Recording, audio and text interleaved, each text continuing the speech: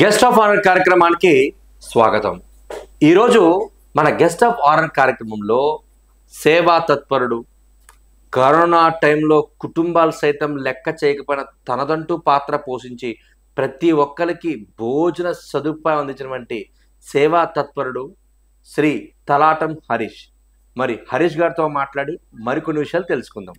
నమస్కారం. నమస్కారం సార్, ఎలా ఉన్నారు హరీష్ గారు? బాగున్నాను సార్. నిజంగా కరోనా టైంలో కుటుంబాలన్నీ కూడా దూరం అయిపోయి చిన్న భిన్నమైపోయే టైంలో నిజంగా మీరు తీసుకున్న పాత్ర ఏదైతే ఉందో, ప్రతి ఇంటికి డోర్ టు డోర్ వెళ్ళి క్వారంటైన్లో భోజనాలు ఇవ్వటం, క్వాలిటీ భోజనాలు, పౌష్టికాహారం ఇవ్వడంలో మీరు సక్సెస్ అయ్యారు.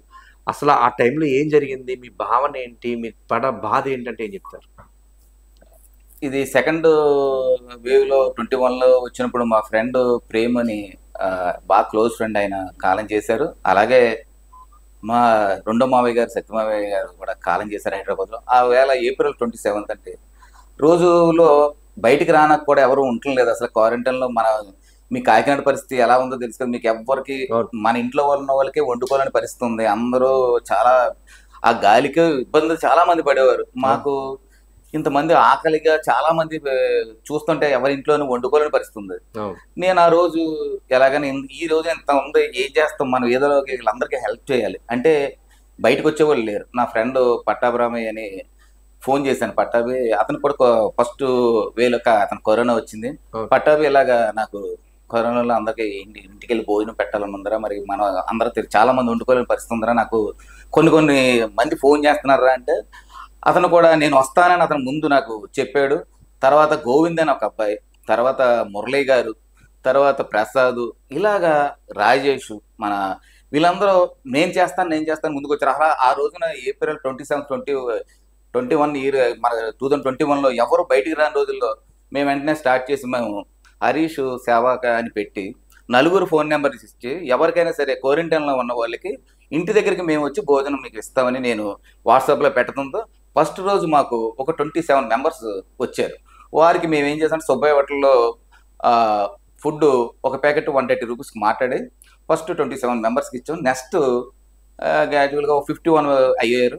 తర్వాత చాలామంది జనాల్లో ఎక్కువగా వెళ్ళి తర్వాత నెక్స్ట్ 180 మెంబర్స్ వచ్చేసారు. 4 డేస్లోనే అందరింటికి వెళ్ళడం. ఎక్కడంటే మీకు మాధవపట్నం, పెనుగుదురు, వలసపాకల, జస్ట్ ఇంకా మనం జగన్నాథపురం చాలా మంది అసలు పరిస్థితులుగా వాళ్ళకి గర్భిణీలకి మొత్తం ఎవరు పెద్దవాళ్ళు ఇప్పుడు యూకేలోని యూఎస్లో ఉన్న పేరెంట్స్కి ఇక్కడ పేరెంట్స్ పాపం పెద్దవాళ్ళు ఉండేవారు. వాళ్ళు కూడా ఫోన్ చేసి నాకు ఇద్దరు మా అమ్మగారికి మా నాన్నగారికి భోజనం పెట్టండి సార్ ప్లీజ్ అంటే వాళ్ళందరికీ కూడా మేము అందరింటికి గాంధీనగర్, రామారావుపేట మేము తిరగని ఏరియా లేదు. మేము 10 కిలోమీటర్స్లో అందరికి సర్వీస్ చేసాం. మేము మా ఊళ్ళు కూడా ఎవరికి 10 మెంబర్స్ మేము సర్వీస్ చేసినప్పుడు ఎవరికి కరోనా ఎఫెక్ట్ అవ్వలేదు. కానీ ఆ రోజున బయటికి రావడం చాలా ప్రమాదం. ఇలాగా కొన్ని వ్యవస్థలు ఎవరైనా చేస్తారేమో నేను చాలా ఎదురు చూశాను. ఎవరూ చేయలేదు. ఎందుకంటే ఎక్కడైనా ఒక చోట పెడతాం కానీ ఎవరి ఇంటికి వెళ్ళి క్వారంటైన్లో ఉన్న మనిషి ఎవరు వెళ్ళలేదు. ఎందుకంటే నా దగ్గర అందరినీ చాలా మంది రిక్వెస్ట్ చేస్తాను, నేను ఏ వార్డులో ఉన్న వాళ్ళు ఆ వార్డు చేయండి అన్నాను. ఎవరు చేయలేదు. నేను ఆ రోజు నా దగ్గర 50 లక్షల రూపాయలు ఉంది. ఉన్న దాంట్లో ఏమో కరోనా వస్తే 50 లక్షలు అయిపోద్దాం ఉంటుంది అనుకుని నేను ఆ 50 లక్షలు మాత్రం ఎంతైనా చేద్దామని మనం రోజుకి అలా 500 నుంచి అలాగా గ్యాజ్లో తగ్గుకుంటూ వచ్చింది. నిజంగా మేము పెట్టిన సర్వీస్ మెయిన్ ఫ్రెండ్స్ అందరూ చాలా మంది సర్వీసు వాళ్ళు చేయటం వల్ల నేను డబ్బు ఖర్చు పెట్టాను, వాళ్ళు ప్రాణాలు తగ్గించి చేశారు.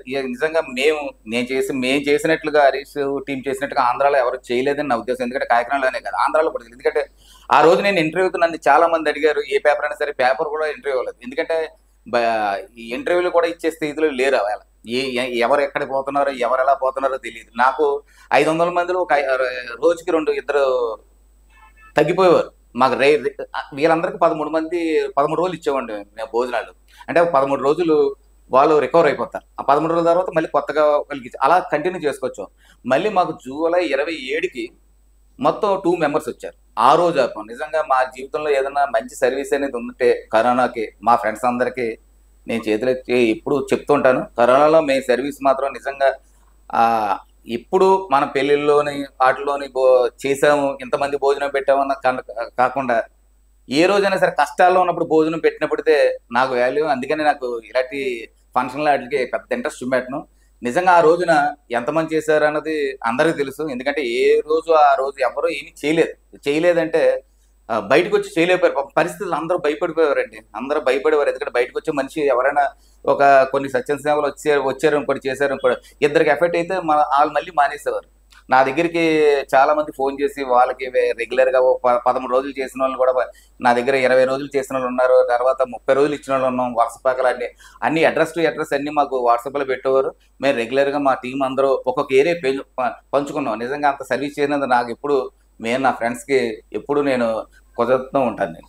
సార్ ఇప్పుడు రంగరాయ మెడికల్ కాలేజ్లో మరుగుదొడ్లు లేక అక్కడ ఉన్న విద్యార్థులు, ముఖ్యంగా మహిళా విద్యార్థులు కానివ్వండి, డాక్టర్స్ ఎక్కువ అక్కడ వస్తుంటారు. సో వాళ్ళు చాలా ఇబ్బంది పడతారు. అటువంటి తరుణంలో మీరు కొన్ని లక్షలు వెచ్చించి అక్కడ మరుగుదొడ్లు అనేది మీరు ఏర్పాటు చేయడం జరిగింది. దానిపైన మీ స్పందన సార్? సార్ ఇక్కడ రంగరాయ మెడికల్ కాలేజీలో మా క్రికెట్ నేను అసోసియేషన్లో ప్రెసిడెంట్ సెక్రటరీ చేశానండి. యాక్చువల్గా అయితే మాకు క్రికెట్ అసోసియేషన్లో చెయ్యాలంటే మాకు ఈసీ మీటింగ్ పెట్టుకుని దానికి అప్రూవల్ తీసుకుని చెయ్యాలి. దానివల్ల మాకు అంత ఆ సబ్జెక్టు అభిది కాదు. మా దాంట్లో కూడా లేడీస్ కూడా క్రికెట్ ఆడేవారు. మెయిన్ వాకర్స్ పెద్దవారు అందరూ వచ్చేవారు. లేడీస్ వాకర్స్కి ఏదన్నా అర్జెంట్ అయితే పాపం వాళ్ళ పరిస్థితి వాళ్ళు చూసుకుని వెళ్ళిపోయేవారు, టాయిలెట్స్ లేవని. దాని ఉద్దేశంతో నేను ఒకసారి అప్పుడు మనకి లైఫ్ లైన్ బాజీ గారు ఉన్నారు, ప్రిన్సిపల్ గారు అయిన బాబుజీ గారు, మెయిన్ స్వచ్ఛన్ రాజు గారు ఏమంటే బాత్రూమ్స్ నేను కట్టిస్తాను, నేనే ముందుకు వచ్చాను. ఫోన్ చేసి వాళ్ళు ఇస్తాన్నారు, అది లేట్ అవ్వడం వల్ల నేనే కట్టిస్తాను. ఎందుకంటే మా దాంట్లో లేడీస్ క్రికెటర్స్ వస్తున్నారు, వాళ్ళకి డ్రెస్ చేంజ్ కూడా లేదు. పెద్ద పెద్ద మన కలెక్టర్ గారు మ్యాచెస్ ఆడతారు, ఎస్పీ గారు మ్యాచెస్ ఆడుతున్నారు, ఎవరికి కొన్ని ఫెసిలిటీస్ లేదండి అని నేను బాబ్జీ గారిని స్పెషల్గా రిక్వెస్ట్ చేసి నా సొంతంగా నేను వెళ్ళి నేను పర్మిషన్ తీసుకుని ఒక 2 monthsలో చేయించాను. ఎందుకంటే లేడీస్ కూడా సెపరేట్గా డ్రెస్ చేంజ్కి ఉండాలి. ఎందుకంటే మనం ఈ రోజున పెద్దవారు వాకింగ్ వస్తారు, వాళ్ళకి ఏదో ప్రాబ్లం ఉంటుంది, ఎక్కడికి టాయిలెట్కి వెళ్తారు, అది ఆ ఇబ్బందితో నేను ఓన్లీ మహిళలను ఉద్దేశించి మాకి మహిళా క్రికెటర్స్కి ఉద్దేశించి వాళ్ళకి అక్కడ టాయిలెట్స్ లేకపోవడం అనేది నేను వెంటనే నా సొంతంగానే చేయించాను. దేనితో ఎవరితోనే కాదు, నా సొంత ఖర్చులతోనే చేయించాను. అది నేను చాలా ఆనందపడతాను. ఎందుకంటే నేను అలాంటి ఫెసిలిటీ లేకపోతే గ్రౌండ్లో చాలా ప్రాబ్లం అండి. సార్ ఇప్పుడు రంగరాయ మెడికల్ కాలేజీలో కేవలం వాకర్స్, అదేవిధంగా డాక్టర్స్ వాళ్ళు వస్తుంటారు. కానీ డిస్ట్రిక్ట్ స్పోర్ట్స్ అథారిటీలో మాత్రం రోజుకి కొన్ని 100 మంది వాకింగ్ చేస్తారు. జిల్లా వ్యాప్తంగా స్టేడియం చాలా మంది వస్తారు. అక్కడ కూడా మరుగుదొడ్లు లేక చాలా మంది ఇబ్బంది పడ్డారు. ఇప్పుడు స్టార్టింగ్లోనే అత్యంత వైభవపేతంగా అంత నీట్గా అంటే మంచి వాష్రూమ్స్ అక్కడ హరీష్ ఏర్పాటు చేయడం గల కారణం ఏంటంటే ఏం చెప్తారు? అది ఒకసారి పేపర్స్లో వచ్చింది. మన కొత్తగా వచ్చిన అప్పుల్లో మన డిఎస్టో శ్రీనివాస్ గారు నేను వచ్చినప్పుడు స్టార్టింగ్లో ఈ బాత్రూమ్స్ అవి లేవు, అవన్నీ బాత్రూమ్స్ ఏంటంటే నిరుపయోగంగా పడిపోయి అవన్నీ ఇంకా వేస్ట్గా అయిపోయిందండి. అది దగ్గర 10 years నుంచి లేదు. నేను అక్కడ పెద్దవారు అందరూ చాలా మంది వాకింగ్ వస్తూ ఉంటారు. మెయిన్ ఇక్కడ స్కూల్ పిల్లలకి అని కాలేజీ పిల్లలకి కానీ చాలా మంది ఒక 200 members 300 members రోజు గేమ్స్కి వస్తూ ఉంటారు. వాళ్ళకి టాయిలెట్స్ లేకపోతే జెంట్స్ అయితే పిల్లలైనా ఇబ్బందే, జెంట్స్కైనా ఇబ్బందే, కానీ ఆడపిల్లలు చాలా ప్రమాదం. ఎందుకంటే వాళ్ళకి పైనుంచి చాలా మంది కుర్రోళ్ళు ఉంటారు, అందరూ ఉంటారు, వాళ్ళు ఎక్కడ చేస్తారనే ఉద్దేశంతో వెంటనే స్పందించి సార్ నేను చేస్తానులేండి, ఇది ఎప్పుడు అవుతుంది అంటే మళ్ళీ నేను కొంచెం టైం పడుతుందండి హరీష్ గారు అన్నారు ఆయన. వెంటనే నేను చేస్తానని అది ఒక 1 monthలో చేయించానండి. అది ఎందుకంటే మోటార్ దగ్గర నుంచి మళ్ళీ లేడీస్కి ఏదైనా ఇబ్బంది అవుతుందేమో, మళ్ళీ ఏమైనా మన స్టేడియం పై నుంచి ఎవరైనా చూస్తే లేడీస్ టాయిలెట్ మన బాత్రూమ్ మామూలుగా డ్రెస్సింగ్ రూమ్ కూడా ఏదైనా మళ్ళీ గోడ కట్టించి వాళ్ళకి వివరంగా గోడ కూడా కట్టించి లేడీస్కి మళ్ళీ ఓన్లీ డ్రెస్ చేంజింగ్ ఒక రూమ్, టాయిలెట్స్కి 2 rooms, జెంట్స్కి ఒక రూమ్స్, మళ్ళీ అవుట్ సైడ్ కూడా చేయించి, ఎందుకంటే వాళ్ళకి మళ్ళీ మోటార్ వేయించి, ఎందుకంటే అక్కడ అంతమంది రోజుకు 2000 మంది వస్తారండి. వాళ్ళకి మెయిన్ లేడీస్లు పిల్లలు చాలా మంది వస్తుంటారు. వాళ్ళకి అక్కడ సదుపాయం లేకపోతే నా వంతుగా అది మాత్రం వెంటనే చేయించాను. 1 monthలో చేయించాను. అది చాలా అది అంటే మెయిన్ ఆ పాయింట్లో కాకినాడలో అంత స్పోర్ట్స్ ఉన్న పిల్లలు డ్రెస్ రూమ్ లేకపోతే ఎలాగంటే పెద్దవారు వస్తారు, కొంచెం షుగర్ పేషెంట్ అని ఎవరైనా సరే అర్జెంట్ అయితే ఏం చేస్తారు, పరిగెడేస్తున్నారు. నేను చూశాను మార్నింగ్ వెళ్ళేవాళ్ళు. వెంటనే నిర్ణయం తీసుకుని వెంటనే చేయించానండి. అది సార్ ఇప్పుడు సరే స్పోర్ట్స్ అథారిటీలో ఆర్ఎంసీలో చేయించారో అర్థమంది, కొన్ని లక్షలు వెచ్చించి ఎంప్లాయ్మెంట్ ఆఫీస్లో ఏదైతే ఇప్పుడు JNTU దగ్గర ఏదైతే ఎదుర్కొంటా ఉన్న ఎంప్లాయ్మెంట్ ఆఫీస్లో అప్పట్లో కొన్ని 100 మంది వచ్చేవారు, 1000 మంది వచ్చేవారు. వాళ్ళకి బాత్రూమ్స్ ఏర్పాటు చేయాలి అని మీకు ఎందుకు అనిపించింది? అసలు ఏంటి ఆ ప్లానింగ్? అంటే అక్కడ ఎంప్లాయ్మెంట్ ఆఫీస్ గారు నాకు తెలుసండి. వస్తే ఇలాగా హరీష్ గారు ఇలాగా మీరు కొంచెం టాయిలెట్స్ చేయించాలన్నారు. అంటే ఎంప్లాయ్మెంట్ ఆఫీస్ కదండి, గవర్నమెంట్దే కదా అన్నాను. నేనంటే లేదండి, చాలా మంది ఇక్కడ చుట్టుపక్కల ఊర్లో అందరూ వస్తూ ఉంటారండి, వాళ్ళకి టాయిలెట్స్ ఏమి లేవండి అంటే యాక్చువల్గా దానికి మోటార్ కూడా లేదు, ట్యాంకు లేదు, ఏమీ లేదు, అసలు వాటర్ ఫెసిలిటీ లేదు. వెంటనే నేను ఆయన అడిగిన వెంటనే వీళ్ళు ఎక్కడ మీరేం చేస్తారంటే పక్కన ఉన్న ఐటీఐకి వెళ్తామండి, కొంచెం వాటర్ ఫెసిలిటీ లేదు అంటే, మరి బిల్డింగ్ కట్టినప్పుడు మరి లేదంటే అక్కడ వారు వచ్చారు తప్ప బిల్డింగ్ గురించి వారికి తెలియదు కదా, ఎంప్లాయ్మెంట్ ఆఫీస్లో స్టాఫ్కి తెలియదు కదా. వెంటనే నేను అది కూడా 1 monthలోనే మనకి చుట్టుపక్కల నుంచి వస్తున్న ఆడవారికి మెయిన్ వాళ్ళ టాయిలెట్స్ మోటారు అన్ని కొత్తగా చేయించేది, అది కూడా ఒక 1 monthలో చేయించండి. ఎందుకంటే మనల్ని అడిగితే చేయటమే మన పని, అది ఎక్కడ అవసరం ఎక్కడన్నా మెయిన్ గోకవారి నుంచి కూడా వస్తూ ఉంటారు. మన ఈస్ట్ గోదావరి అంతా ఎంప్లాయ్మెంట్ ఆఫీస్ అంటే ఇప్పుడు చేంజ్ అయింది, కానీ మరి అందరూ అక్కడి నుంచి వచ్చినప్పుడు మరి వాళ్ళకి కూడా ఇబ్బందే కదండి, అది దాని గురించి చేయించవలసి వచ్చింది. సార్ మేము మీకు ఇంటర్వ్యూ చేయడం గల కారణం ఏంటంటే, ఏ రోడ్డు వైపు వెళ్ళినా, ఏ సందులో చూసినా బడ్డీ కొట్టు రూపంలోనో, బిల్డింగ్ రూపంలోనో, గుడి రూపంలోనో, లేదా బడి రూపంలోనో ఏదో ఒక చోట హరీష్ చారిటబుల్ ట్రస్ట్ లేదా సానా సతీష్బాబు చారిటబుల్ ట్రస్ట్ ద్వారా కొన్ని కార్యక్రమాలు అయితే మేము అబ్జర్వ్ చేయడం జరిగింది. అందులో భాగంగా గణపతి అనే ఒక ఫిజికల్ హ్యాండిక్యాప్డ్ ఎవరైతే ఉన్నారో వాళ్ళకి మీరు అద్భుతమైన ఒక షాప్ని ఏర్పాటు చేసి వాళ్ళకి బ్రతికి ఈజీ వేగా మీరు ఏర్పాటు చేశారు. అసలు ఎందుకు సార్ ఆ మైన్యూట్ పాయింట్ మీకు ఎందుకు తట్టింది, ఆయనకి ఇవ్వాలి మీకు ఎందుకు అనిపించింది అంటే మీ సమాధానం సార్? యాక్చువల్గా విభిన్న ప్రతిభావంతులు అనాలండి. బ్లైండ్ అంటే మనం వాళ్ళకి చాలా ఉన్న దాంట్లో మనకు సరిగా ముందు మనకి ఇక్కడ అచ్చంపేట దగ్గర ఒకటి బ్లైండ్ గారు ఉండేది, కానీ ఉమావేశ బ్లైండ్ అచ్చంపేటలో ఉండేది, కొంచెం అనికారం వల్ల తీశారు. తర్వాత నాకు ఎప్పుడైనా నా పుట్టినరోజును మాత్రం ఇలాంటి వాటిలో చారిటీగా నేను ఖర్చు పెట్టాల్సిన డబ్బు అంతా ఆ రోజు వాళ్ళకి నేను బ్యాట్లు అంటే బ్లైండ్ కి సంబంధించిన గేమ్స్ వేరేగా ఉంటాయి, వాళ్ళు బ్యాట్ బాల్ కూడా శబ్దంతో వస్తుంది, చెస్ అన్ని వేరుగా ఉంటాయి, ఆర్టికల్స్ అన్ని తెలిసి నేను అక్కడ ఇచ్చేవాడిని.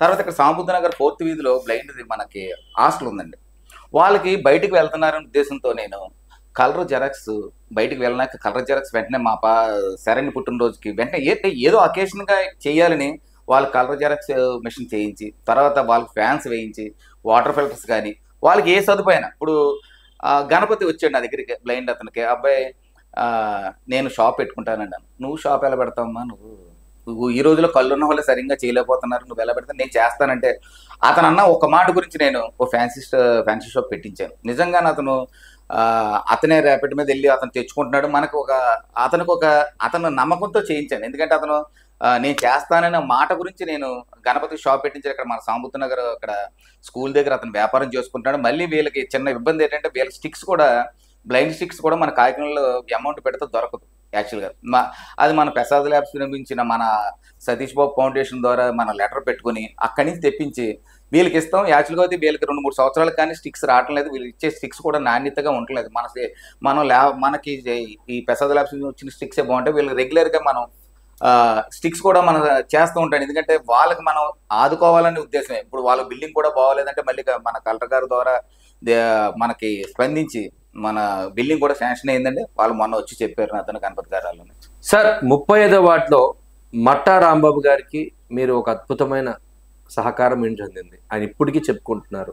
ప్రతిసారి మాకు అద్భుతమైన సహకారం చేసినటువంటి వ్యక్తులు ఉండాలని. అసలు ఆ రోజు ఏం జరిగింది, ఆయన మీరు చేసే సహకారం ఏంటి? ఆయన ఫిజికల్గా ఆయనకి వీల్ చైరేనండి, ఆయనకి మామూలుగా వెళ్ళలేరు, కానీ కష్టపడితే కూడా కష్టపడలేడు అతను. రాంబాబు మా వార్డులో అతను మెట్టా రాంబాబు అని వాళ్ళ మిస్సెస్ కూడా కొంచెం ఆవిడ కూడా కొంచెం యాక్సిడెంట్లో కొంచెం ఆవిడ కూడా ఫిజికల్గా ఆవిడకి హ్యాండిక్యాప్ అయినంటే విభిన్నవంతులు హ్యాండిక్యాప్ అనకూడదు మనం. మామూలు వాళ్ళకి ఇల్లు కడితే మేము కొంచెం ఆ ఇంట్లో ఉంటామండి, మాకు ఒక స్థలం ఉంది, ఆ స్థలంలో మీరు ఇల్లు కట్టండి, మాకు గవర్నమెంట్ ద్వారా పెడుతున్నాం కానీ కొంచెం లేట్ అవుతుంది అన్నారు. వెంటనే అతనికి రెంట్ ఇంట్లో ఉంటున్నాడు, వెంటనే స్పందించి వెంటనే అతనికి కూడా ఒక 4 నెలల హౌస్ కట్టించి అన్ని ఫెసిలిటీస్తో చేయించి అతనికి గోపరేషన్ కూడా చేయించి ఆ భోజనాలు కూడా పెట్టించి అతనికి ఒక మంచి ఇల్లు కట్టించి ఇచ్చాను. ఈ రోజున కూడా అతను హ్యాపీగా ఉంటున్నాడు అతను కూడా. సార్ రాజీవ్ గృహాల్లో ఆ మధ్యకాలంలో ఫైర్ యాక్సిడెంట్ అంటే షాక్ సర్క్యూట్ వల్ల కుటుంబం అంతా కూడా రోడ్డును పడే పరిస్థితి ఏర్పడింది. కానీ వాళ్ళకు 10 రోజుల్లో 1,50,000 పైచీలకు మీరు డబ్బులు వెచ్చించి వాళ్ళకి అద్భుతమైన గృహాన్ని ఇచ్చినట్టు మాకు సమాచారం. దానిపైన మీ సమాధానం ఏంటి? మా ఫ్రెండ్ రామ్ కుమార్ ఉన్నారండి, వాళ్ళ కజిన్ ద్వారా ఇలా రాజీవ్ గృహాల్లో బ్లాక్ నెంబర్ 3లో చంద్రకర్ గారి ఇల్లు మొత్తం కాలిపోయిందండి. కాలిపోయాక ఆవిడ తక్కువ ఇంజరీ అయ్యారు, వాళ్ళ పాప అయితే పూర్తిగా చాలా మటుకు ఒక 70% వరకు చిన్న పాప 9th క్లాస్ చదువుతుందండి పాప. చాలా ఇబ్బందులు హాస్పిటల్లో జాయిన్ చేశారు. ఆ ఫొటోస్ చూశాను నేను. నేను చాలా బాధపడ్డాను. ఎందుకంటే సెక్యూరిటీగా వాళ్ళు ఇల్లు కట్టించినాక అందరినీ ఫండ్ అయ్యి అడుగుతున్నారు. నేను వెంటనే నిర్ణయం తీసుకుని మనకి ఫ్రెండ్స్ ద్వారా కూడా ఫ్రెండ్స్ ఒక 20,000 ఇచ్చారు మామూలుగా. మిగతా అమౌంట్ వెంటనే వేయించి ఒక 10 డేస్లో కొత్తగా డోర్స్ కానీ మొత్తం షార్ట్ సర్క్యూట్ వల్ల కాలిపోయిన గోడలన్నీ తీయించి అన్నీ మళ్ళీ కొత్తగా మళ్ళీ మేస్త్రి గారితో చేయించి వైరింగ్ ఏదైతే కటింగ్ ఉన్న వైరింగ్ కాకుండా ఫెనలెక్స్ వైర్తో కొత్త వైర్లతో అన్ని మన కంపెనీ ఐటమ్స్తో ఓన్లీ ఫ్యాన్స్ కానీ దగ్గర నుంచి ఓన్లీ లైట్స్ దగ్గర నుంచి ఫ్యూచర్లో షార్ట్ సర్క్యూట్ అవ్వకూడదని. అంటే రాజీవ్ కల్పలో కొంచెం ఎక్కువగా యూనిట్లు ఎక్కువ పెరిగితే కొంచెం షార్ట్ సర్క్యూట్లో జాయింట్లు ఉండకూడదని వైర్లు. అలాగ అన్ని కేర్ తీసుకుని వాళ్ళకి ఆపరేషన్ కూడా నేనే చేశాను 10 డేస్లో. ఎందుకంటే ఆ పాప పరిస్థితి వచ్చేటప్పటికి వాళ్ళ ఇల్లు ఎలా కాలిపోయింది, వీళ్ళ అమ్మగారు బాగా బన్ అయిపోయారు పాపం. ఆ అబ్బాయి చదువుకుంటున్నాడు. ఆ టైంలో మనం చేసే కార్యక్రమం ఏముంటుందంటే పాప హాస్పిటల్లో 2 నెలలు ఉండాలి. వచ్చేటప్పటికైనా మనం సొంతంగా ఒక ఇల్లు మళ్ళీ అంతకంటే బాగా చేయించాను. మనం మానవ సేవ అన్నారు. ముందు మన కళ్ళ ముందు ఉన్నది చెయ్యాలని, అంతేకాని అది మనకు సంబంధించింది కాదు, మన వార్డు కాదు, అలా కాదు. నాకు కాకినాడనే కాదండి, ఒక జగ్గంపేట, ఒక భూపతిపాలెం, పత్తిపాడు, కత్తిపూడి ఇవన్నీ నేను చేయని ఊరంటూ ఏదో ఉండదు.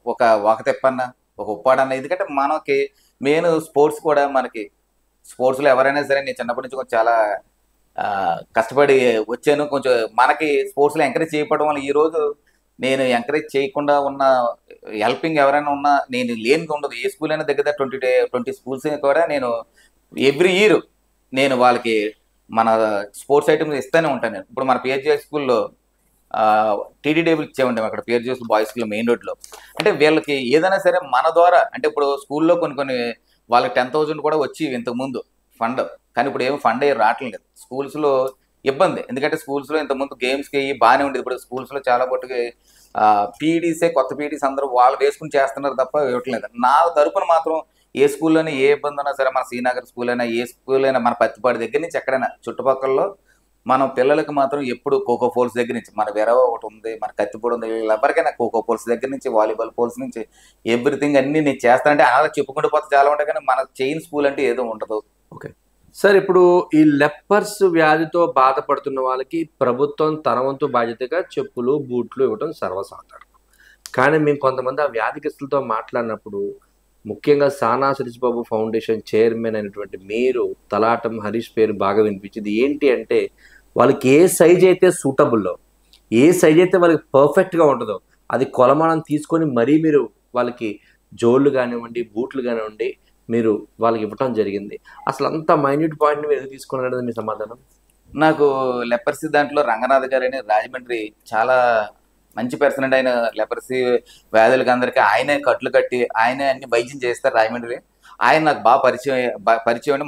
మా ఆర్గనైజేషన్లో కూడా మెంబర్ ఆయన ఒకసారి ఎప్పుడైనా సరే మనకు వాళ్ళకి ఏ పరంగానే సరే మేము శారీస్, డ్రెస్సెస్ అన్నీ ఇస్తూ ఉంటాం. వాళ్ళ మొగోళ్ళకి అయితే డ్రెస్సెస్ అవన్నీ ఇస్తాం, భోజనాలు పెడతాం. ఇవన్నీ రెగ్యులర్ సర్వీసే, మనకు వాళ్ళకి లేని అన్నీ ఇవ్వడం. కానీ వాళ్ళకి చెప్పుల్స్ కావాలన్నారు. చెప్పుల్స్ మనకి గవర్నమెంట్ ఇస్తున్నారు కానీ ఆ గవర్నమెంట్స్ ఇచ్చే చెప్పుల్స్ 7 size 7 ఇస్తారండి. ఆ సైజ్ వాళ్ళు కూడా కుషన్ వేరండి. మన చెప్పులు వేరు, ఆ చెప్పులు వేరు. మళ్ళీ ఎలాగంటే మన విజయనగరంలో రాజుగారు అని ఆయన ఉంటారు. ఆయన తీసుకొచ్చి విజయనగరం నుంచి ఆయన ఇచ్చి, ఆయన కూడా చాలా మంచి పర్సన్. ఆయనకి దగ్గరుండే వాళ్ళ కాళ్ళు పట్టుకుని సైజెస్ పేపర్ మీద పెట్టుకుని ఒక ఫుట్ 8 ఉంటుంది, ఒక ఫుట్ 4 ఉండొచ్చు. వాళ్ళకి వాళ్ళ పేర్లు నెంబర్లు రాసుకుని విజయనగరం రాజు గారు ఎంతో శ్రద్ధతో ఆయనే చేసి తీసుకొస్తారు. ఆ షూలు, ఆ చెప్పులు లెదర్ వేరు, కింద లబ్బర్ వేరు, అంతా వేరు. అందుకని పర్టికులర్గా గవర్నమెంట్ ఇచ్చేవి అయితే ఒకే సైజుతో వస్తున్నాయి. కాబట్టి నేను వాళ్ళ విషయంలో కేర్ తీసుకుని ఏ సైజు అయితే ఫుట్ అయితే ఆ సైజు నేను వాళ్ళకి వాళ్ళ పేర్లతో, వాళ్ళ పేరు రాము ఉన్నారంటే రాముకి ఆ సైజు, రాజు అంటే రాజు ఆ సైజు నేను చేస్తూ ఉంటాను. వాళ్ళు ఎప్పుడైనా ఈరికే రంగనాథ్ గారు నాతో కాంటాక్ట్ అవుతారు. వాళ్ళకి ఏ పరంగా నేను ఎప్పుడు సర్వీస్లో ఉంటాను. రంగనాథ్ గారికి ఆ విషయంలో నేను అభినందిస్తున్నాను. సార్, ఇది పోటీ ప్రపంచం. ఈ ఉద్యోగాల కోసం వెంపర్లాడుతున్న యువతను మనం చూస్తున్నాం. డిస్ట్రిక్ట్ లైబ్రరీలో, అలాగే కరప మండలం లైబ్రరీలో అసలు కొన్ని పుస్తకాలు కూడా లేని పరిస్థితుల్లో వేల రూపాయలు వెచ్చించి ఒక ఐఏఎస్, ఐపీఎస్ ఏదైతే చర్యలు తీసుకోవాలటువంటి పుస్తకాలు మీరు డొనేట్ చేయడం జరిగింది. అది మొన్న లైబ్రరీ చెప్పడం, వార్షికోత్సవంలో లైబ్రరీ చాలా అద్భుతంగా మేము చెప్పడం జరిగింది. అప్పుడు 7 times అక్కడే ఉంది. సో అక్కడ కంప్యూటర్ కానివ్వండి, కూర్చోడానికి బల్లలు కానివ్వండి, ఇవి మీకు అన్ని ఖర్చుతో కూడుకున్న పని. అంటే సేవ చేయొచ్చు, ఒక పరిధి ఉంటుంది. కానీ ఇంత వాస్ట్, ఇంత పెద్ద సర్వీస్ మీరు ఎందుకు చేస్తున్నారు అంటే అసలు ఏంటి సార్ మీ యొక్క ఇది? అంటే నేను నాది 10th 90 బ్యాచ్ అండి. కానీ యాక్చువల్గా అయితే 89 88లో మనకి సెల్ ఫోన్లు ఇవి లేని రోజుల్లో మనకి గ్రంథాలయమే మన జీవితం. ఎందుకంటే ఏ బుక్ చదవాలన్నా ఏ పేపర్ చదవాలన్నా గ్రంథాలయంకి వెళ్ళాలి. అది జిల్లా లైబ్రరీకి వెళ్తే అన్నీ దొరికాయి. ఆ రోజున వెళ్ళిన లైబ్రరీ ఈ రోజున సెల్ ఫోన్లు టీవీ అన్నీ వచ్చేసాక లైబ్రరీలు చాలా మర్చిపోయారు. కానీ అక్కడ కూడా చదువుకునే వాళ్ళు ఉన్నారు. మార్నింగ్ 8కి వచ్చి వాళ్ళు ఇక్కడ చదువుకుని మళ్ళీ మధ్యాహ్నం ఎక్కడైనా లంచ్ చేసి మళ్ళీ వచ్చి లైబ్రరీలో చదువుకునే వాళ్ళు చుట్టుపక్కల నుంచి చాలా మంది ఉన్నారు. నాకు ఆ విషయం తెలిసింది. ఆశ్చర్యపోయాను. ఈ రోజుల్లో కూడా ఇంకా ఇంత పేదరికం ఉందా అనిపించింది నిజంగా. వాళ్ళు బుక్స్ లేక ఎక్కడ మన చుట్టుపక్కల ఊర్లో వాళ్ళు మన లైబ్రరీలో చదువుతున్నారు. మీకు చాలా మంది తెలియదు. వాళ్ళు 8కి వస్తారు. మధ్యలో ఎక్కడో చోట అంటే ఏ అన్నా క్యాంటీన్ అవ్వచ్చు, లేకపోతే అనాథ సమాజంలో, కానీ వాళ్ళకి ఏదో ఉన్న దాంట్లో తినేసి మళ్ళీ లైబ్రరీలో చదువుకుంటున్నారు. చాలా మంది ఉన్నారు. మీకు వాళ్ళకి బుక్స్ వాళ్ళ దగ్గర లేక ఇక్కడికి వచ్చుకోను. అప్పుడు నేను లైబ్రరీలో నేను వెళ్ళాను. అంటే ఏంటంటే పరిస్థితి ఇక్కడ కంప్యూటర్స్ లేవన్నారు. వెంటనే నేను కంప్యూటర్స్ చేయించాను. ఆ రోజు తెలిసింది ఇక్కడ బుక్స్ లేవని అన్నారు. బెంచెస్ కూడా పాడైపోయినాయి. వెంటనే బెంచెస్ చేయించాను. మన సారథి కూడా నేను ఏ సేవా కార్యక్రమం చేసినా ఆయన ఆదర్శంగా ఉంటుంది. ఆయన కూడా ఏ విషయానికైనా ముందు నన్ను మంచి పని చేస్తాను కాబట్టి ఎప్పుడు ఏ రోజు ఆయన మనకి నువ్వు చేసి మంచిది అంటారు ఆయన. అలాగే తర్వాత బుక్స్ లేవు. వాళ్ళకి బుక్స్ లేనప్పుడు వెంటనే మళ్ళీ ఒక 50,000 పెట్టి వాళ్ళకి వాళ్ళు అడిగిన మేము ఇచ్చాం. మన బుక్స్ అంటే మనం ఏం బుక్స్ ఇస్తాం? మనం ఏదో వైట్ పేపర్స్ అయ్యేస్తాం. వాళ్ళు ఏమి రాశారు, వాళ్ళ సబ్జెక్ట్కి ఏమిటి, మామూలుగా డిఎస్సి, మామూలు ఐఏఎస్ ఏముంటే వాళ్ళకి ఏ బుక్స్ కావాలంటే అన్ని లేట్ అయినా సరే హైదరాబాద్ నుంచి తెప్పించాను, విజయవాడ నుంచి తెప్పించాను, అన్నీ తెప్పించి ఆ రోజున చేసాం. తర్వాత కడపలో కూడా లైబ్రరీలో లేవన్నారు. మొన్న జస్ట్ రీసెంట్గా ఒక 1 month క్రితం కడపలో కూడా వాళ్ళు అడిగారు. వాళ్ళు కూడా డిఎస్సి ప్రిపరేషన్ వెళ్ళే పిల్లలందరినీ వాళ్ళు కూడా మన కడప లైబ్రరీలో కూడా పెట్టాలి. యాక్చువల్గా గ్రంథాలయ వ్యవస్థ డెవలప్ అవ్వాలని యాక్చువల్గా పత్తిపాడులో మాకు లైబ్రరీ ఇది చాలా బాగుంది. ఈ రోజున పత్తిపాడులో లైబ్రరీ కూడా నేను చేస్తాను మాట ఇచ్చాను. అది పత్తిపాడు లైబ్రరీ కూడా ప్రస్తుతానికి ఇది ఆక్యుపేషన్లో ఉంది. దాన్ని నెక్స్ట్ మన వచ్చిన మంచి ప్రభుత్వం వచ్చింది కాబట్టి మన సార్ వాళ్ళందరూ ఉన్నారు కాబట్టి ఈ ప్రభుత్వంలో పత్తిపాడులో కూడా గ్రంథాలయాన్ని కట్టిస్తానని మాట ఇచ్చాను. మన ప్రభుత్వంతో చొరవతో నేను ఒక పత్తిపాడులో నేను పుట్టిన ఊర్లో మళ్ళీ పత్తిపాడులో మంచి గ్రంథాలయం కట్టిస్తానని మాట ఇచ్చాను ఊర్లో. అది నేను చేస్తాను సార్. సార్ ఇప్పుడు మహిళల క్రికెట్ ఐపీఎల్లో కూడా ఉమెన్ పిఎల్ కూడా జరుగుతుంది. మహిళా క్రికెట్ జరుగుతుంది. ఆ క్రికెట్ని ప్రోత్సహించి ఎంతో మంది మహిళలకు మీరు క్రికెట్ కిట్ అంటే 50,000 70,000 లక్ష పైన చిలుకుంటాయి. మరి మహిళలను ప్రోత్సహించడం ఉద్దేశంతో మీరు ఎంతో మంది మహిళలకు క్రికెట్ కిట్లు కూడా స్పాన్సర్ చేశారు. క్రికెట్ పైన అలా మీకు మక్కువ ఉంది. బట్ మహిళా క్రికెట్ని ప్రోత్సహించడం మీకు ఎందుకు అనిపించిందంటే మీ సమాధానం అండి? మహిళా క్రికెటర్ అనే కదండి, జనసేన నాకు చాలా ముందు క్రికెటర్ని ఎంకరేజ్ చేయడమే. ఇప్పుడు మాకు పత్తిపాడులో పిఠాపురంలో కుమారి అని ఉన్నారు. ఆ అమ్మాయి ఆ పాప బాగా ఆడుతుంటే ఆ అమ్మాయికి BDM కిట్ 1,70,000 పెట్టి ఇచ్చాం. పిఠాపురం కుమారి నా ఫ్రెండ్ అని. అలాగే మనకి కాకినాడ వచ్చి క్రికెట్ ఆడాలంటే అందరికీ కుదరదు. ఇప్పుడు కత్తిపూడిలో మంచి ప్లేయర్స్ ఉంటారు, తున్లో చాలా మంది మంచి ప్లేయర్స్ లేడీస్ ఉంటారండి. ఆ మహిళా క్రికెట్ అన్నది తున్లో స్టార్ట్ అయింది యాక్చువల్గా మన కాకినాడ కన్నా. వాళ్ళకి అక్కడ ఫెసిలిటీస్ లేవు. కత్తిపూడి అయితే బాగుంటుందని మళ్ళీ కత్తిపూడిలో మళ్ళీ యాష్వేటర్తో ఒక 5 లక్షలు పెట్టి ఓన్లీ మహిళలు ఆడుతున్నారు. ఒక 10 members అండి. ఆ 10 members మళ్ళీ డ్రెస్సులు ఇచ్చి షూస్ ఇచ్చి వాళ్ళకి నెట్స్ వేయించాం యాష్వేటర్తో. ఇవన్నీ మన క్రికెట్ మీద ఉన్న ఇంట్రెస్ట్ అండి. ఏంటంటే ఎవరైనా ఆడాలి, ఎక్కడ IPL ఆడాలన్నా అందరూ ఎక్కడెక్కడ ఇప్పుడు ధోని కూడా జార్ఖండ్ నుంచి ఆడినాడు అండి. అలాగా ఎంకరేజ్ చేయాలంటే మనం అక్కడి నుంచి రోజు ప్రాక్టీస్ రావాలంటే కుదరదు కదండి. అందుకని ఉన్న చుట్టుపక్కల మన క్రికెట్ అసోసియేషన్లు కూడా ఇప్పుడు మనకి తక్కువ ప్లేసులు ఉన్నాయి. అంబాజీపేట ఒకటి, పెద్దాపురం ఒకటి, తర్వాత ఇలాగా కాకినాడలో ఉన్నాయి. మిగతా చోట్లలో లేవు. మనకి లేనప్పుడు మరి మిగతా చోట తుల్లో లేదు, కత్తిపూడిలో లేదు, గోకవరం లేదు. అంతా డెవలప్ అవ్వాలంటే రాజమండ్రి ఒకటి ఉంది. ఈ రాజమండ్రి 4 ఉన్నాయి. మరి చుట్టుపక్కల మనం చేసే సేవ నా సొంతంగా నేను సర్వీస్ చేస్తున్నాను. ఎందుకంటే ఒక సెక్రటరీగా నేను చేసినప్పుడు చేయలేకపోయాను చాలా పనులు. ఎందుకంటే ఇవన్నీ మనం మీటింగ్లు పెట్టుకుని ఈసీ మీటింగ్లు పెట్టుకుని ఇవన్నీ అందరినీ ఓకే చేయించుకుని మెంబర్స్తో చేయించాలి. ఇది మన సొంతంగా మనం చేయవలసింది ఏదైనా ఉందంటే మనం సొంతంగా చేయొచ్చు. మనం ఏదైనా ఏ స్కూల్లో ఉన్నా ఎవరికి నెట్స్ కావాలన్నప్పుడు మళ్ళీ పైడికొండ అని ఒక ఊరు ఉందండి తుని దగ్గర పైడికొండ. ఆ పిల్లలు చాలా మంది కుర్రలు బాయ్స్ చాలా బాగా ఆడుతున్నారు. టోర్నమెంట్స్ అయినాయి. వాళ్ళకి త్వరలో ఒక 2 రోజులు నెట్స్ వాళ్ళు వేసుకున్నారు. నేను యాష్వేటర్ఫ్ అన్ని ఫెసిలిటీ 2 రోజులు ఓపెన్ చేస్తున్నాను. అంటే చుట్టుపక్కల కత్తిపూడికి తునికి 25 కిలోమీటర్లు ఉన్న ఊరికి కూడా నా దగ్గరకు వచ్చారంటే నా మీద వాళ్ళు ఎంత నమ్మకం పెట్టుకున్నారు. ఒక అరీష్ చేస్తారు మనకనేది అది కావాలి. క్రికెట్ డెవలప్మెంట్ ఇదే చేయాలి. కానీ మన కాకినాడలో క్రికెట్ ఆడతామంటే అందరూ కాకినాడ ప్లేయర్స్. ఎప్పుడు కాకినాడ నుంచి రంజీ ట్రోఫీ ఆడిన వాళ్ళు తక్కువ మంది ఉన్నారు. ఒకప్పుడు నా చిన్నప్పుడు ఎక్కువ మంది ఆడారు, కానీ ఇప్పుడు చుట్టుపక్కల వాళ్ళే ఎక్కువ మంది ఆడుతున్నారు. ఇప్పుడు ఇవాళ సత్యనారాయణ రాజు అన్న అతను ఐపీఎల్ ఆడిన అబ్బాయి కూడా ఇప్పుడు ఇప్పుడు కోనసీమ అతనే, ఇప్పుడు వరమన్న అతను కోనసీమ, ఇప్పుడు కార్తీక రామను అనపర్తి. ఇలాగా అందరూ కాకినాడ, ఒకప్పుడు కాకినాడ అంటే క్రికెట్ రంజీ ట్రోఫీస్ అంటే కొమ్మిరెడ్డి గారు ఫ్యామిలీ, అలాగా మా కొమ్మిరెడ్డి కామరాజ్ గారు, భాస్కర్ రావుత్ గారు, ఇలాగా చాలా మంది ఈస్ట్ గోదావరి నుంచి ఒక 8 మెంబర్స్ మన రంజీ ట్రోఫీ రంజీ టీం ఆడేది. ఈ రోజున మన చుట్టుపక్కల విలేజ్లు పెద్దాపురం అలాగా వాళ్ళందరూ చాలా బాగా ఆడుతున్నారు. కాకినాడే కదండి, చుట్టుపక్కల కూడా డెవలప్ అవ్వాలి. సార్ ఇప్పుడు యాక్చువల్గా ఇప్పుడు దాకా మీరు చెప్పే ప్రశ్నలన్నీ కూడా కాలేజెస్, కంప్యూటర్స్, దివ్యాంగులు. కానీ భగవంతుడు ఇచ్చిన వరం మీకు 35 సంవత్సరాలుగా నిర్మాణానికి నోచుకోకుండా అలానే గుడి ఉండిపోయిన దాన్ని మీరు భక్తి శ్రద్ధలతో స్వీకరించి ఆ మహానుభావుడిని మళ్ళీ అక్కడ పెట్టి ఆ 35 సంవత్సరాల గుడికి చేసేటప్పుడు ఆ రోజు మా 7 టైమ్స్ చేసే ఇంటర్వ్యూలో అక్కడ ప్రజల్లో ఒక రకమైన ఆనందం మీ మీద చూపించారు. మళ్ళీ మా గుడి మాకు ఇచ్చారు, చాలా ఆనందంగా చెప్పి మీ కుటుంబ సభ్య సమేతంగా మీరు పూజలు, ప్రత్యేక పూజలు ఇచ్చారు. అసలు ఆ టైంలో మీ భావోద్వేగాలు ఏంటి, మీ భావనలు ఏంటంటే ఏం చెప్తారు సార్? పగడాలపేట సార్ అది. అది పగడాలపేట వెళ్ళినప్పుడు మాకు సతీష్ బాబు గారు ఇలాగ హరీష్ ఇలాగా రామాలయం గుడి ఉంది ఒకసారి చూడు హరీష్ అంటే నేను వెళ్ళానండి. క్యాంప్ చేశారు అక్కడ, ఒక బ్లడ్ క్యాంప్ చేసినప్పుడు సానా సతీష్ బాబు గారిది హెల్త్ క్యాంప్ చేసినప్పుడు అక్కడికి వెళ్తే అయోధ్య అప్పుడే అయోధ్య అప్పుడే ఆ రోజు జనవరిలో ముహూర్తం ఉన్నప్పుడు 2024 లాస్ట్ ఇయర్ అండి.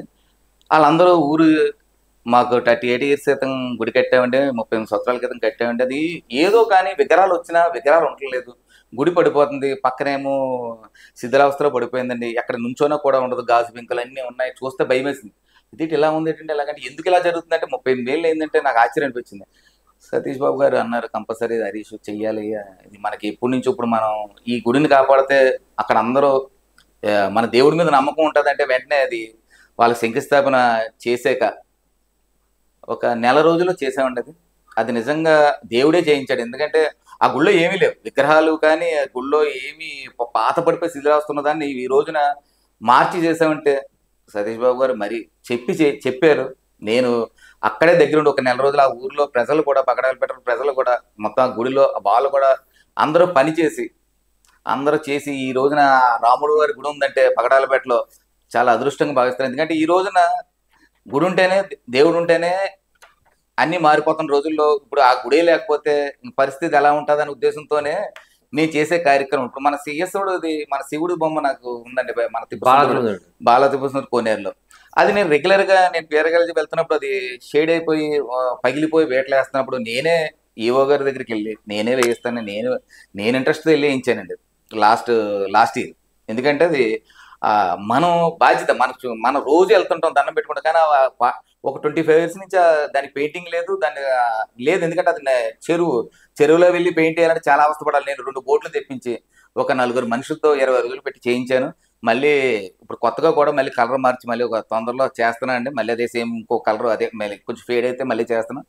అలాగే మన తిప్పసిన గుడి కూడా రాజగోపురం వినాయకుడిది కూడా తొండం అయింది, కొంచెం బ్రేక్ అయిపోయినప్పుడు నేను కూడా యువ గారిని అడిగాను, అంటే చాలా కాలం అయింది కదండి, గోపురం కూడా కలర్ఫుల్ గా లేదు కదా, మొత్తం పాడైపోయింది కదంటే మీరు చేయండి సార్ అన్నారు. వెంటనే అది రాజగోపురం కూడా లాస్ట్ ఇయరే నేను మేలో చేయించాను. అంటే మన ఉన్నంతలో మన ఎదురుగుండా ఉన్న దాంట్లో చెయ్యాలని దాని ఉద్దేశం. ఇప్పుడు మన ఘాటీలం గుడి దగ్గర అక్కడ ఒక రూమ్ కట్టించాను అమ్మవారికి, అక్కడ సి విజయ్ గణపతి ఆలయం కట్టించామండి.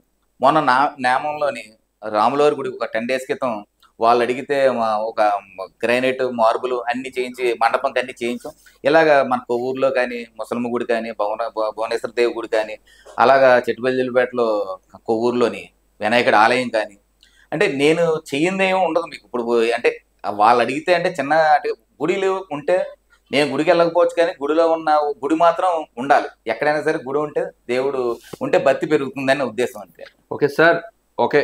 గుడులు, బడులు, పాఠశాలలు, పుస్తకాలు, కంప్యూటర్లు అన్నీ ఓకే, ప్రతి ఒక్కరు సేవ చేయాలనుకున్నవారు చేశారు, మీరు చేశారు, ఏమి గొప్ప కాదు. కానీ తలాటం హరీష్ ఒక స్టెప్ ముందుకేసి మూగ జీవాలపైన కూడా మీ మక్కువ చూపించుకునే తరుణం అయితే చూపించారు. ఏదైతే ఎద్దు రోడ్డును పడిపోయి పెద్ద పెద్ద గోర్లు వచ్చేసి నడ్డానికి ఇబ్బంది అయ్యి తను ఆ మూగజీవి పడుతున్న బాధ మీ మనసుకి ఎలా అర్థమైందండి? ఆ రోజు ఆ ట్రీట్మెంట్ చేయాలి మీకు ఎందుకు అనిపించిందండి? అది మాకు శాఖ సీన్ అని వేలంగి మాకు తమ్ముడు అవుతాడు. అన్నయ్య నువ్వు ఏదోలాగా ఒకసారి ఆ ఎద్దుది జగన్నాథపురంలో ఉంది, నేను చూడలేకపోతాను, రోజు వస్తుంటే ఆ దారిలో అది పడిపోయి లెగిసిపోయి ఇంత పెద్ద పెద్ద పెరిగిపోయినాయి, నాకెందుకు చెప్తున్నారా అంటే, నువ్వే వేలింగ్ కదా మీది, కొంచెం ఏదైనా పల్టూరు సైడ్ అయినా అలాంటివి తీసేవాళ్ళు ఉంటారు కదా, గోల్ కట్ చేసేవాళ్ళు అంటే, అన్నయ్య నేను అన్ని విధాలా ట్రై చేశాను అన్నయ్య, నా వల్ల అవ్వట్లేదంటే, అప్పుడు మన వెటనరీ దానికి 1962 అని నెంబర్ ఉంటుందండి, దానికి కాల్ చేస్తే అప్పుడు మీరు కొత్తగా వీళ్ళు వెటనరీ దాని గురించి పెట్టారు కదా, మీరు ఈ పశువుల ఈ ఆవుల గురించి వాటి గురించి మీరు ఈ ట్రీట్మెంట్ చేయమంటే అది చేస్తా అన్నారు. తర్వాత మాకు సంబంధం లేదు, మాకు ఈ దాంట్లో ఇందులో లేదని. అదేంటి ఇది ఏదన్నా వైద్యమే కదా, మీరు ఆ గోర్లు పెరిగిపోతే అవి నడలేకపోతున్నాయంటే మేమేమి చేయలేమండి, మాకు సంబంధం లేదని కరెక్ట్గా చెప్పారు. అయితే మీరు అలా చెప్తారు అని అడిగాను నేను. అలాగే చెప్తాం, మా దాంట్లో లేదు, బొంబాయి నుంచి మిషన్ వస్తుంది, మాకు ఇందులో లేదు, మేము చేయలేమన్నారు. ఎలాగైనా అప్పుడు నేను అందరిని అడిగితే మా పక్కన వీరబాబు నా తమ్ముడు ఉన్నాడు, ఎలాగైనా చేద్దామంటే ఒక మన రామచంద్రపురం వెళ్ళి భాషన్న ఆయన తీసుకొచ్చి ఆ ఎద్దును పట్టుకుని కట్టి నేనే దగ్గరుండి, వీరబాబు నేను దగ్గరుండి కాలు పెట్టుకుని ఆ గోరు కట్ చేయడంలో ఏముందంటే చిన్న రిస్క్ ఉంటుందండి. ఆ గోరు కట్టింగ్లో కానీ ఎడ్జ్ కానీ తగిలితే బ్లడ్ మన మనిషిలా కాదండి, బ్లడ్ ఫ్లో అయితే అది 3 days ఫ్లో అయిపోతుంది. దానివల్ల చాలా రిస్క్, ఎందుకంటే అది గోర్లు కట్ చేయడం గొప్ప విషయం కాదు, కానీ దానికి ఏంటంటే ఆ గోరులో లాస్ట్ ఆ బ్లడ్ ఆ గోరు కానీ శరీరం తగిలింది అనుకోండి, దాన్ని మనం ఆపలేం, దానికన్నీ అందుకని అది చాలా రిస్క్ అండి. అలాగే మొన్న కూడా 2 చేయించాం, తర్వాత కూడా ఎక్కడ ఏదున్నా నాకే ఫోటో పెడతారు, కానీ ఆ భాషగాన్ని పట్టుకుని అది ప్రాసెస్ అండి, అది ఈవేళ చెప్పిన ప్లేస్లో ఇక్కడ ఉండదు. మళ్ళీ మనకు ఆయన వచ్చినప్పుడు, భాష గారు వచ్చినప్పుడు ఇది ఇక్కడ దొరకలేదు అనుకోండి, ఆయన కూడా వెళ్ళిపోతారు కదా, అది కొంచెం ఇబ్బంది. కానీ ఇది నేను గవర్నమెంట్తో ఫైట్ చేశాను, కానీ నా వల్ల కాదు, ఎందుకంటే అది నా స్థాయి కాదు. ఎందుకంటే ఉన్న దాంట్లో మాత్రం ఎవరైనా ఉంటే అక్కడ పట్టుకొని దాన్ని ఉంచి దానికి ఏదైనా గడ్డి పెట్టి నీళ్లు పెడితే మేము వచ్చి నేను చేయగలను, అంతేగాని ఈ రోజు ఇక్కడ ఉన్నది మళ్ళీ కనబడకపోతే అతనితో వచ్చి నేను ఇబ్బంది పడతాను కదా. ఎవరైనా కావాలని వాళ్ళకి దాన్ని ఎక్కడైనా పట్టుకొని ఉంచండి, నేను కంపల్సరీ 1 day 2 days చేయిస్తాను. సార్ ఇప్పుడు మొన్న పిఆర్జీలో మేము ఒక ప్రోగ్రామ్ చేస్తున్నప్పుడు అక్కడ మాకు వచ్చిన వినికిడి ఏంటంటే వాకర్స్ ముఖ్యంగా ఇక్కడ చదువుకున్న కుర్రాడంట 11 సంవత్సరాల నుంచి ఈ బిల్డింగ్ ఇలానే ఉందట, దాన్ని మళ్ళీ కలర్స్ వేయించారు, రంగులు వేయించారు, లైట్లు పెట్టించారు అని అనుకుంటున్నారు. అసలు దాని కథ ఏంటి? 11 బిల్డింగ్ అసలు ఏం జరిగింది అసలు? అది 2011లో బిల్డింగ్ కట్టారండి, షెటిల్ కోర్టు. ఆ 11లో కట్టిన బిల్డింగ్ అది ఓపెన్ అవ్వకుండా అలాగా లాస్ట్ వరకు ఉండిపోయింది. దానికి ఏంటంటే వైరింగ్ లేదు, కరెంట్ లేదు, దానికి ఏమీ లేదండి, లాస్ట్గా నిర్భయంగా ఉండిపోయింది. తర్వాత మన ప్రిన్సిపాల్ గారు వచ్చాక ఇలాగా ఒకసారి డోర్ తీస్తే అందులో ఏమీ లేదు, వుడెన్ కోర్టు అండి, కబడ్డీ కోర్టు కూడా ఉంటుంది.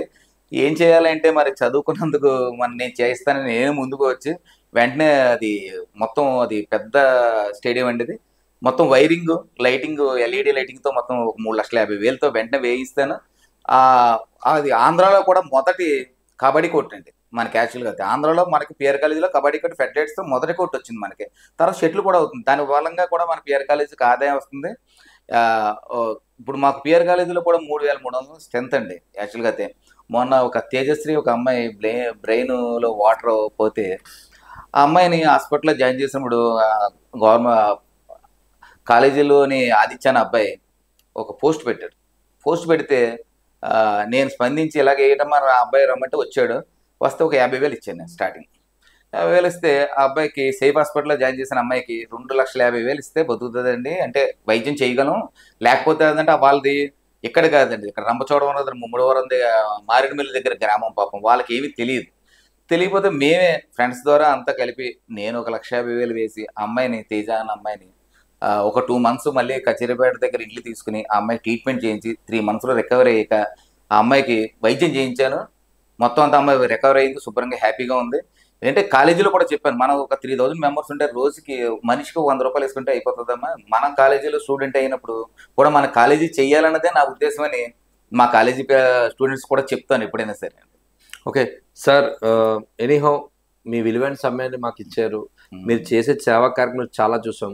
లాస్ట్ బట్ నాట్ లీస్ట్ ఈ క్వశ్చన్ కావాలి, మేము లాస్ట్ అడుగుతున్నాం సార్. చిన్నారులకు వైద్యం అందక చాలామంది చిన్నారులు చిన్న వయసులోనే కడతేరుస్తున్న పరిస్థితులు మనకు ఉన్నాయి. అటువంటి కుటుంబాన్ని మీరు అపాయింట్ చేసుకొని చూసుకొని ఎక్కడైతే బాధపడ్డారో మీకు వచ్చిన సమాచారం మేరకు 5 లక్షల రూపాయలు ఇచ్చి ఒక శాస్త్ర చికిత్సకు మీరు సహాయపడ్డన్న విషయం మా దాకా వచ్చింది. అసలు మీకు ఎలా సమాచారం వచ్చింది, దానికి చేసిన పని ఏంటంటే ఏం చెప్తారు? అది జనాపురం అంటే అది ధర్మ గారైనా వాళ్ళ పాపకి 4 years కిడ్నీ ఫెయిల్యూర్ అయిపోయింది. వాళ్ళకి ఈ రోజున చాలా చోట్ల తిరిగారు. వాళ్ళు తిరిగితే వాళ్ళకి పాపం సరిగ్గా వాళ్ళకి చాలా చోట్ల తిప్పారు. ఎందుకంటే మనం చేసే సర్వీస్లో ఎవరిని కామెంట్ చేయకూడదని చెప్తున్నాం, కానీ ఇప్పుడు వాళ్ళు తిరగని చోట్లేదు. వాళ్ళందరూ నాయకుల దగ్గరికి వెళ్ళారు, అన్ని చోట్ల తిరిగారు, 3 years పడ్డారు. తర్వాత మన ఓనవాడి వెంకటేశ్వరరావు గారు అబ్బాయి మోహన్ వర్మ గారు నాకు ఫోన్ చేసి ఇలాగా ఆ పాపకి ఇబ్బందిగా ఉందంటే మీరు హెల్ప్ చేయమన్నారు. వాళ్ళు వచ్చారు, ఆ పాపకి హెల్ప్ చేసాం. అమ్మాయి హెల్దీగానే ఉంది, పాపం లైఫ్ లాంగ్ కొంచెం ట్రీట్మెంట్ చేయాలి. ఇలా వాళ్ళకి మనం చిన్న పాప అండి, 4 years ఉంటాయి. ఇలా నా దగ్గర చాలా రెగ్యులర్గా చాలా వస్తూ ఉంటారు. మన వరకు మనకు లక్షలు చేయకపోయినా ఎంతో కొంత చేయవలసి వస్తుంది. ఎందుకంటే మేము కూడా ఏమీ కాదు కదా, ఓన్లీ సంపాదన పరంగా అంత ఏమీ కాదు కాబట్టి ఉన్నంతలో చేయటమే. కానీ కొన్ని బాధలు ఏంటంటే మనం చాటుబుల్ చేస్తున్నాం కాబట్టి చాలా సమస్యలు నా దగ్గర చాలా మంది వస్తారు. రోజుకి ఒక 10 members వస్తారు. అందరికీ చేయలేకపోయినా ఉన్నంతలో మాత్రం రెగ్యులర్గా మాత్రం చేస్తూనే ఉంటున్నాం. ఇప్పుడు నన్ను చాలా మంది అడుగుతారు, ఇలాగా నువ్వు జగ్గంపేటలో మంచినీటిది ఎందుకు కట్టిస్తున్నావు, పత్తిపూడిలో ఎందుకు చేస్తున్నావు అంటే, అక్కడ ఉన్న ఫెసిలిటీస్ జగ్గంపేటలో మంచినీళ్ళు మన రంగారావు గారు మాస్టర్ గారు అడిగిన వెంటనే నేను ఒక 8 ట్యాప్స్తో వాటర్, అక్కడ 900 మంది స్ట్రెంత్ ఉంటుందండి హై స్కూల్ మన జగ్గంపేటలో, మెయిన్ రోడ్లో ఉంటుంది, మంచి స్కూల్, పెద్ద ప్రేయర్. మనం అడిగిన వెంటనే మనం చేయటమే మన ధర్మం. పత్తిపాడు ఇలాగేంటంటే వాళ్ళు అడిగారంటే మనం అక్కడ మాది ఆ ఊరు కాదు, నేను ఈ వార్డులో చేయాలి, నా కాకినాడ దాటితే చేయను అనేది కాదు. నేను ఎక్కడైనా చేస్తాను.